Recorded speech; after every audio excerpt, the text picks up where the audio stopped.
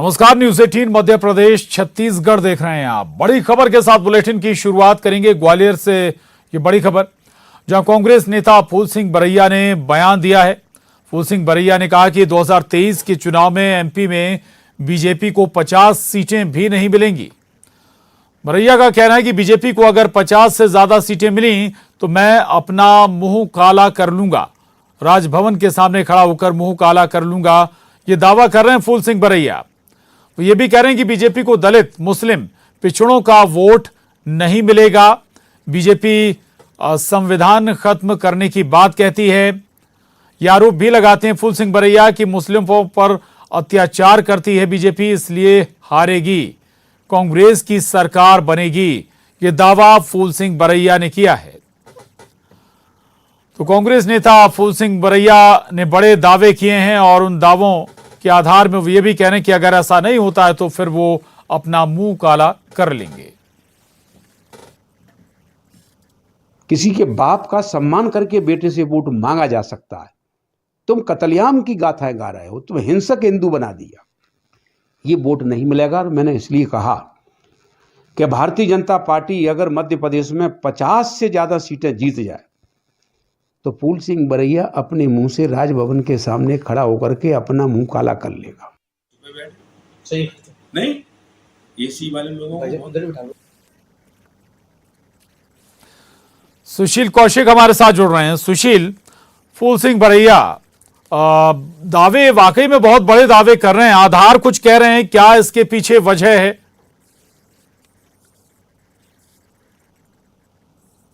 बिल्कुल, देखिए फूल सिंह बरैया अगर देखें तो कांग्रेस का एक बड़ा दलित चेहरा है और बड़े नेता होने के नाते कांग्रेस में उन्हें काफ़ी तवज्जो मिलती भी रही है। और यही वजह है कि ग्वालियर चंबल अंचल में उनका कुछ रुतबा ज़रूर, दबदबा ज़रूर है दलित मतदाताओं पे। और उनका जो दावा एक बार फिर उन्होंने ये कहा है कि अगर भारतीय जनता पार्टी मध्य प्रदेश में 2023 के विधानसभा चुनाव में 50 से ज़्यादा सीटें जीत लेगी तो वो भोपाल जाकर राजभवन के सामने खड़े होकर अपने हाथों से अपना मुंह काला कर लेंगे। उन्होंने ये भी दावा किया कि वो अपनी बात से पलटेंगे नहीं। अगर बीजेपी को अगर 51 सीट मिलती है तो वो मुंह काला ज़रूर करेंगे। इस तरह का दावा उन्होंने न्यूज़ 18 पर भी किया है। तो निश्चित तौर पर कहीं ना कहीं जो दावा कर रहे हैं उनके पीछे तर्क उनका यही है कि दलितों के वोट भाजपा को नहीं मिलेंगे, मुस्लिमों के वोट भाजपा को नहीं मिलेंगे, साथ ही पिछड़े वर्ग में भी भाजपा को लेकर नाराजगी है। तो यही वजह है कि दलित, मुस्लिम और पिछड़े वर्गों के वोट जब भाजपा को नहीं मिलेंगे, ये वोट कांग्रेस के खाते में जाएंगे, तो निश्चित तौर पर मध्य प्रदेश में भारतीय जनता पार्टी को 50 से भी कम सीटें मिलेगी। इस तरह का उनका दावा है।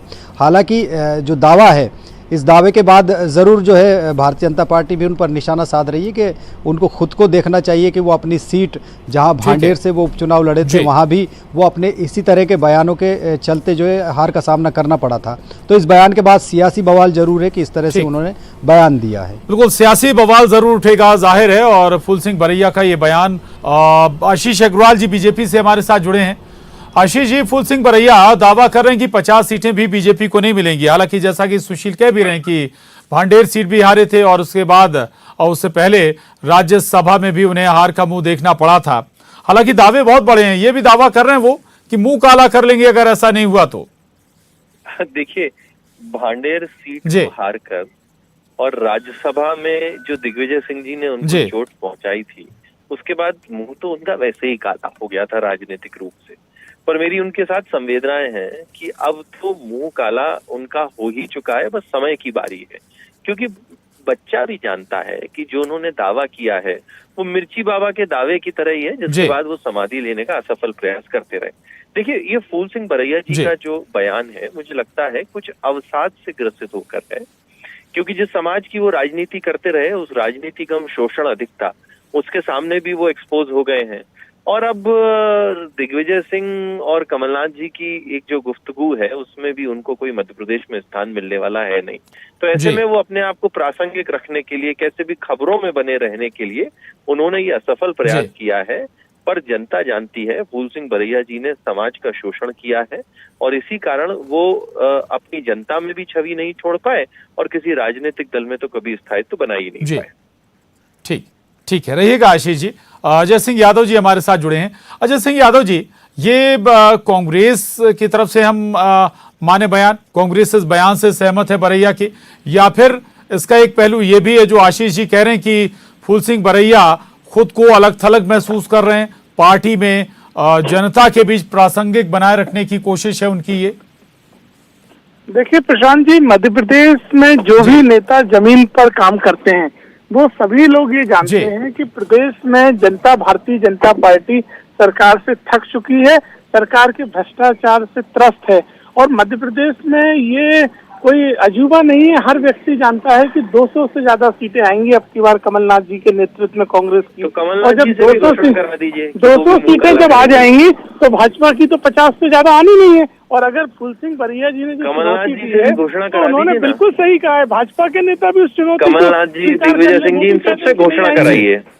देखिए आशीष जी, आपकी इस तरह की जुमलेबाजी से कुछ नहीं होने वाला। 18 में आप कहते नहीं, अगर आप फूल सिंह बरैया जी के बयान से सहमत हैं तो आप भी घोषणा कीजिए कि आप भी कुछ इसी तरीके का दम्भ भरेंगे 50 सीटें आने पे। नेता है, सामाजिक न्याय के नेता है, जमीन पे काम करते हैं। आप सहमत है या नहीं है पहले तो ये बताइए, और सहमत है तो बताइए कि आप भी शामिल होंगे क्या उस मुंह काला करने के अभियान में? अनुभव है, जो व्यक्ति एक पार्टी को खड़ा कर चुका है, जमीन का काम करता है, वो अपने अनुभव के आधार पर कह रहे हैं। और जब इतनी बड़ी बात उन्होंने चुनौती के साथ कही है तो कुछ सोच समझ के कही होगी। तो फिर आपने अनुसूचित जाति का सम्मान क्यों किया? उनका नामांकन भी करवा दिया और उनको भरवा भी दिया। देखिए आशीष जी, आप अपनी पार्टी का काम देखिए, हमने उन्हें विधानसभा का उपचुनाव का तो फिर आप ये तय कर लीजिए कि आप बयान अजय सिंह जी तो आप भी मुंह काला कराएंगे। लेकिन जब इतना बड़ा नेता अजय सिंह जी चुनौती से करा, आप चुनौती स्वीकार करिए। अजय सिंह जी, सवाल ये भांडेर बाई इलेक्शन में खुद फूल सिंह बरैया मैदान में उतरे थे और आशा आप लोगों को ये थी कि केवल फूल सिंह बरैया नहीं बल्कि आसपास की जो सीटें हैं उन पर भी उनके प्रभाव का लाभ मिल जाएगा, लेकिन अपनी सीट वो नहीं निकाल पाए थे। अब दावा ये कि 50 सीटें केवल 50 सीटें ही जीत रही है बीजेपी। तो अच्छा ये बता दीजिए वो 50 सीटें कौन सी हैं जो आप मान रहे हैं कि आप नहीं जीत रहे? अजय सिंह जी। देखिए प्रशांत जी, फूल सिंह बरैया जी केवल 100 वोटों के अंतर से चुनाव हारे थे और ऐसे उम्मीदवार जो 2018 में 50,000 वोटों से चुनाव जीती थी, केवल 100 वोटों की जीत की मार्जिन रह गया था। तो नैतिक रूप से तो वो हारी गई थी भारतीय जनता पार्टी में पहुंच के। अब उसके बाद जब फूल सिंह बरैया जैसे अनुभवी नेता जो प्रदेश में बीएसपी के भी लंबे समय तक अध्यक्ष रहे, उन्होंने बीएसपी को खड़ा किया, उसके बाद कांग्रेस में आए हैं, सामाजिक न्याय के नेता हैं जिन्हें जमीन की जानकारी है। भाजपा के नेता चुनौती स्वीकार कर लें कि अगर 50 से ज्यादा आएंगी तो फिर वो मुंह काला करवा लेंगे, वो चुनौती स्वीकार। ठीक है, वक्त कम है। आशीष जी कुछ कहना चाहते हैं? आशीष जी जी आशीष जी। तो इस मुंह काला करने के अभियान में दिग्विजय सिंह जी, कमलनाथ जी सब शामिल हो, अजय सिंह जी भी शामिल हो और उसके बाद मजा आएगा। सामूहिकता से जब मुंह काला होगा तो जनता आनंदित होगी। नहीं आई तो मुंह काला कर लेंगे, आप अपनी पार्टी का कह दीजिए। ठीक है, हालांकि 100 वोट का जिक्र कर रहे थे आप, एक सीट का एक वोट का मोल होता है। अटल बिहारी वाजपेयी एक वोट से गिर गई थी केंद्र में। शुक्रिया अजय सिंह जी आपका हमसे बात करने के लिए। आशीष जी आपका भी धन्यवाद। सुशील हमारे साथ बने हुए थे, सुशील आपका भी बहुत शुक्रिया। तो दरअसल फूल सिंह बरैया हालांकि बड़े नेताओं में गिने जाते हैं कांग्रेस के, और उनके जरिए ये बड़ा और महत्वपूर्ण बयान की 50 से ज्यादा सीटें नहीं मिलने वाली हैं बीजेपी को। आगे बढ़ेंगे, अगली खबर भी ग्वालियर से है। छात्रा ने खुद को आग लगा ली। बॉयफ्रेंड की दूसरी जगह सगाई होने से छात्रा दुखी थी। बॉयफ्रेंड के घर के सामने बताया जा रहा है कि छात्रा ने खुद को आग के हवाले कर लिया। पेट्रोल लेकर पहुंची थी ये छात्रा और खुद पर पेट्रोल डालकर आग लगा ली। बताया जा रहा है कि 80% से ज्यादा ये छात्रा झुलस गई है। एसएलपी कॉलेज के पास का ये पूरा घटनाक्रम बताया जा रहा है और यहीं पर युवक का घर भी था जिस युवक से ये छात्रा बताया जा रहा प्यार करती थी और उसकी दरअसल दूसरी जगह सगाई हो गई थी। अब गंभीर हालत में छात्रा जयारोग्य अस्पताल में भर्ती है जहां उसका इलाज चल रहा है। छात्रा के बयान लेने अस्पताल पहुंचे हैं मजिस्ट्रेट। दूसरी ओर पुलिस ने भी जांच शुरू कर दी है। ग्वालियर का ये मामला है जहां एक छात्रा ने खुद को आग के हवाले कर दिया पेट्रोल डालकर और अब 80% जलने के बाद उसे अस्पताल में भर्ती कराया गया है। गंभीर हालत में उसका इलाज चल रहा है और मजिस्ट्रेट भी उसके बयान लेने के लिए पहुंचे हुए हैं। वजह बताई जा रही है कि उसके प्रेमी की दूसरी जगह सगाई हो गई थी और इसी से दुखी होकर उसने खुद के ऊपर पेट्रोल डाला और आग लगा ली। प्रत्यक्षदर्शी ये भी बता रहे हैं कि काफी देर तक छात्रा फोन पर बात करती रही और उसके बाद ये दरअसल ये वीडियो भी सामने आया, ये तस्वीरें देखिए आप, ये पूरे घटनाक्रम का वीडियो भी सामने आया है। छात्रा ने पहले खुद पर पेट्रोल डाला और उसके बाद खुद को आग लगा ली। ये छात्रा तस्वीरों में नजर भी आ रही है और हाथ में बोतल भी उसके नजर आ रही है और जाहिर है कि इसी बोतल में पेट्रोल रहा होगा जो उसने खुद अपने ऊपर डाला और आग के हवाले खुद को कर दिया। 80% जल गई है ये छात्रा और इस रेशियो में जल जाने के बाद आशाएं कम होती हैं बचने की। सुशील कौशिक हमारे साथ जुड़ गए हैं। सुशील, ये वीडियो भी सामने आया, हालांकि इस तस्वीर में और ज्यादा लोग नजर नहीं आ रहे। हो सकता है कि शायद गर्मी की वजह से लोग बाहर ना हो, नहीं तो शायद हो सकता है कि युवती अभी सुरक्षित होती।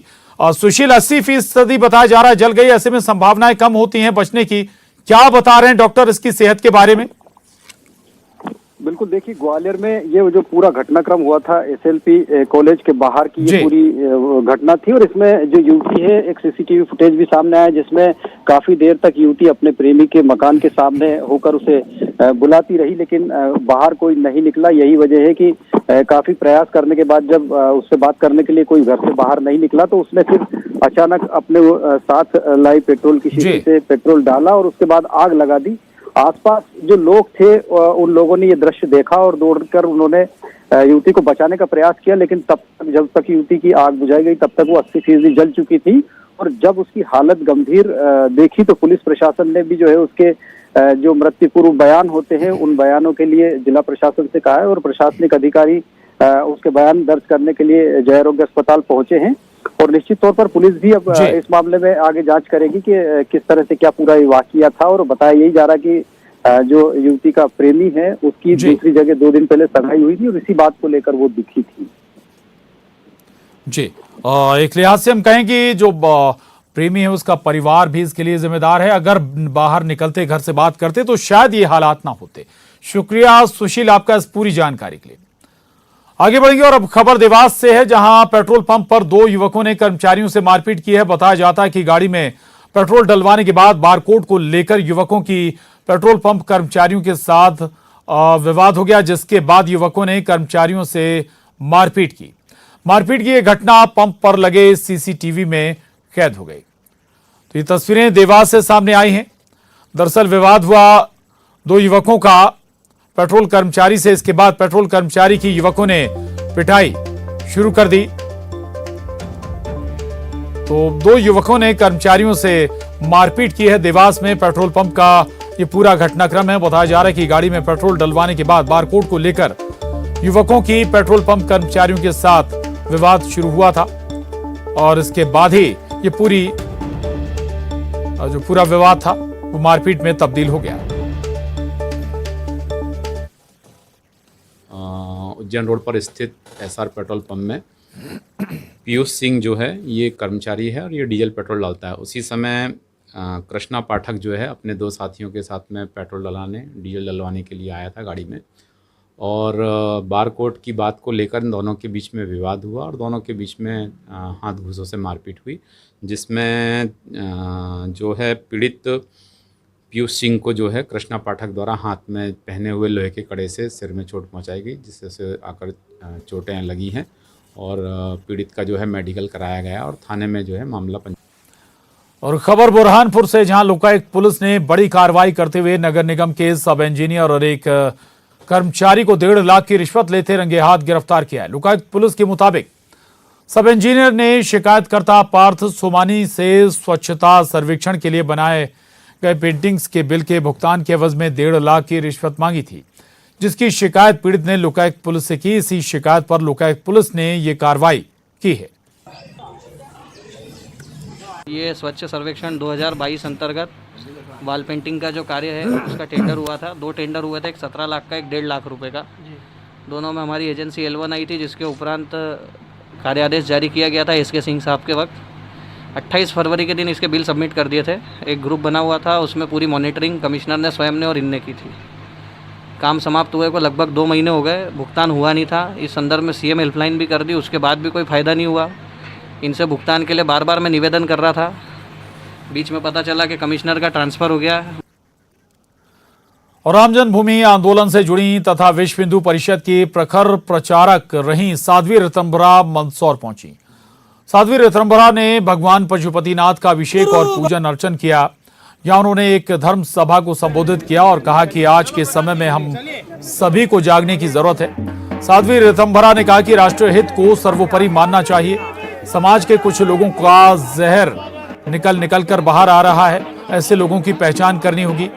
जातियों से ऊपर उठकर, पार्टियों से ऊपर उठकर समाज हित को सर्वोपरि मानना है। उत्तर प्रदेश में लाउड स्पीकर जो रोक लगी है उस पर साध्वी ने कहा कि सुबह सुबह ऐसा बहुत कुछ सुनाई देता है जो बहुत लोग नहीं सुनना चाहते हैं। ध्वनि प्रदूषण भी एक तरह का प्रदूषण है, उस पर रोक लगनी चाहिए और जो भी कानूनी कदम हो उठाना चाहिए। हमारी श्रद्धा के 3 स्थान हैं, राम जन्मभूमि, कृष्ण जन्मभूमि और काशी विश्वनाथ। हमारा संकल्प तीनों के लिए है। 4 युगों में नारी का जो योगदान है वो वृंदावन में बन रहा है। उसके लिए मुझे भक्तों ने कहा कि दीवा मंदसौर आओ, मनासा आओ। बाबा का अभिषेक करते समय ऐसा अद्भुत आनंद और रोमांच हुआ। जागृत स्थान है ये, जहाँ मेरे को सौभाग्य मिला अभिषेक करने का। कीर्ति में बहुत सारे प्रदूषण हैं, ध्वनि भी एक प्रदूषण है। तो जिस तरह की होड़ मची हुई है, सुबह सुबह जो नहीं सुनना चाहते उनको भी बहुत कुछ ऐसा सुनना पड़ता है। तो पूरे समाज की सुख शांति के लिए जो भी संवैधानिक कदम उठाए जाएं उसका स्वागत किया जाना चाहिए। 31 साल बाद मंदसौर आई साध्वी ऋतंभरा ने जहां भगवान पशुपतिनाथ के दर्शन कर खुद को धन्य समझा, वहीं अपने उद्बोधन में साध्वी ऋतंभरा ने स्पष्ट कहा कि जाति धर्म संप्रदाय से ऊपर उठकर राष्ट्र धर्म को सर्वोपरि मानना चाहिए। यह कार्यक्रम पूरी तरह से सांसद सुधीर गुप्ता के ऊपर केंद्रित रहा और उन्होंने ही इस कार्यक्रम का आयोजन किया था। लेकिन इस कार्यक्रम में स्थानीय विधायक यशपाल सिंह सिसोदिया और प्रदेश के वित्त मंत्री जगदीश देवड़ा की दूरियां साफ देखने को मिली और दोनों ने ही कहीं न कहीं बाहर होने का बहाना बनाकर कार्यक्रम से दूरियां बना ली। एक तरफ जहां साध्वी एकता का संदेश देकर गई, वहीं भारतीय जनता पार्टी से जुड़े इन लोगों ने जब दूरियां बनाई तो यह दूरियां यहां पर चर्चा का विषय रही। नरेंद्र धनोतिया, न्यूज़ 18। और यहां रुक रहे हैं, छोटे से ब्रेक के लिए, फौरन लौटेंगे।